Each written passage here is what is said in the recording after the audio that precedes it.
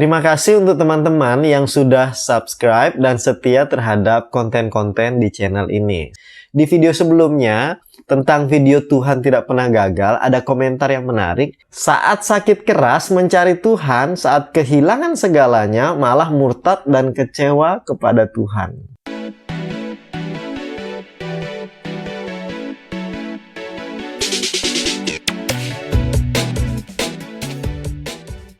Teman-teman yang belum sempat menyimak, silahkan tonton video Tuhan Tidak Pernah Gagal. Kalian bisa klik notif yang ada di atas ini ya. Nih. Komentarnya itu, saat sakit keras mencari Tuhan, saat kehilangan segalanya, malah murtad dan kecewa kepada Tuhan. Kenyataan memang banyak dari kita ketika mengalami masalah memang seringkali seperti ini. Tuhan diperlukan saat dibutuhkan dan ketika sudah tidak butuh lagi malah dilupakan. Bahkan ada yang lebih ekstrim, waktu minta sama Tuhan melakukan sesuatu dan tidak terjadi apa-apa, tidak terjadi sesuai kemauannya, malah meninggalkan Tuhan. Ada beberapa sih orang yang saya kenal seperti itu. Pindah keyakinan sih tidak, tapi sudah tidak memiliki pengharapan pada Tuhan, iya.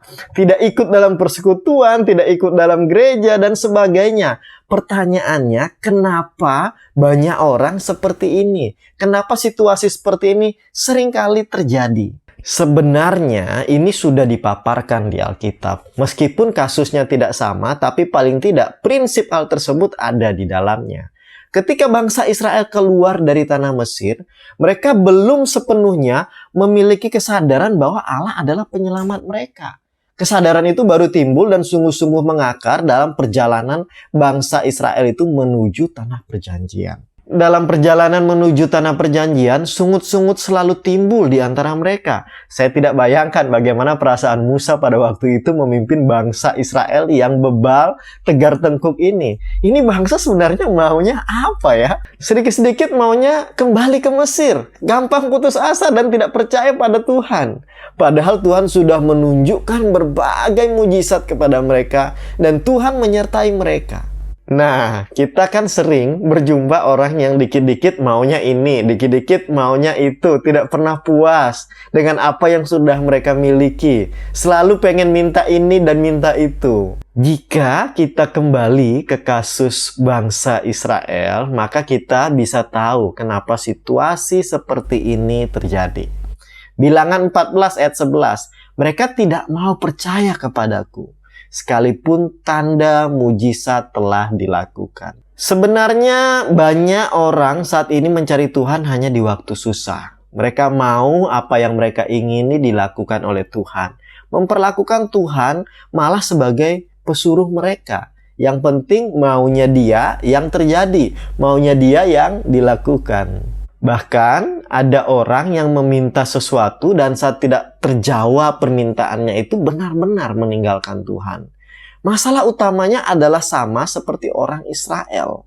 Mereka tidak mau percaya kepada Tuhan. Agustinus dalam pengakuannya mengajukan pertanyaan retorika seperti ini. Siapa yang dapat menguraikan kekusutan yang rumit? Tentu jawabannya adalah tidak ada yang mampu menguraikannya. Namun saya akan menggunakan ini sebagai analogi dengan meneruskannya begini. Jika kekusutan yang rumit itu benang, maka tidak mungkin benang itu akan menguraikan dirinya sendiri tanpa bantuan sang penjahit. Sang penjahit bisa tarik-menarik, bahkan memutuskan benang itu kemudian disambung kembali. Yang jelas benang tersebut tidak bisa menguraikan diri menjadi benang yang bagus lagi, bagus kembali. Demikian juga dengan kehidupan kita, kehidupan manusia. Kekusutan itu bisa kita artikan semaunya kita. Masalah, permohonan, penyakit, pergumulan, apalah sesuka kita. Yang lucunya, seolah-olah kita tahu jalan keluarnya itu begini dan berharap Tuhan melakukan seperti maunya kita.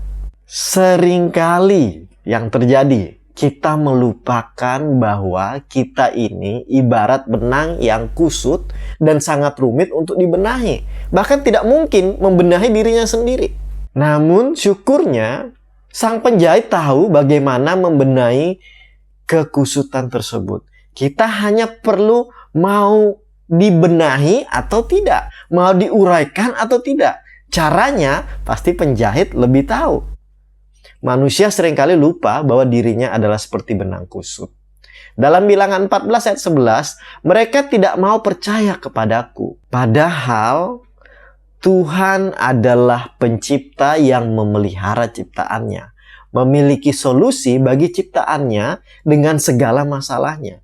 Meskipun itu tidak sesuai dengan kemauan ciptaannya, tapi pastinya yang terbaik yang akan dilakukan oleh Tuhan. Apakah yang akan kita pilih sekarang? Menjadi seperti bangsa Israel, tidak mau percaya kepada Tuhan, tidak mau percaya kepadanya, atau memilih mempercayakan hidup kita kepada pemberi solusi yang terbaik. Kata kuncinya di sini, mau percaya atau tidak. Sampai jumpa di video selanjutnya. Jika video ini bermanfaat dan memberkati kamu, silakan subscribe, like, dan bagikan. Serta jangan lupa untuk nyalakan notifikasinya.